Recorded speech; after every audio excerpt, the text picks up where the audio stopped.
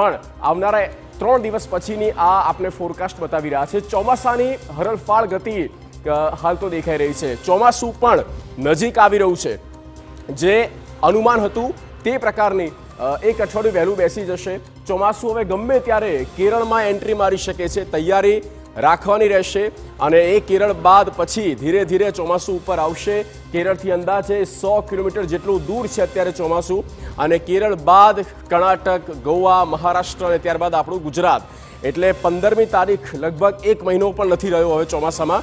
7 થી 8 દિવસ વહેલું પહોંચી શકે છે ચોમાસું। આ આગાહી પહેલાં પણ સ્કાયમેટે પણ કહી દીધું હતું, ડિપાર્ટમેન્ટે પણ કહી દીધું હતું અને આગાહીકારે પણ કીધું આગામી 2 થી 3 દિવસ ચોમાસું આગળ વધવા માટે અનુકૂળ સ્થિતિ અત્યારે બની છે તેવું લાગી રહ્યું છે અને તે જ પ્રકારનો ફોરકાસ્ટ પણ દેખાઈ રહ્યો છે। ચોમાસું આ વખતે સારું છે એવું પણ આગાહીકારનું કહેવું છે।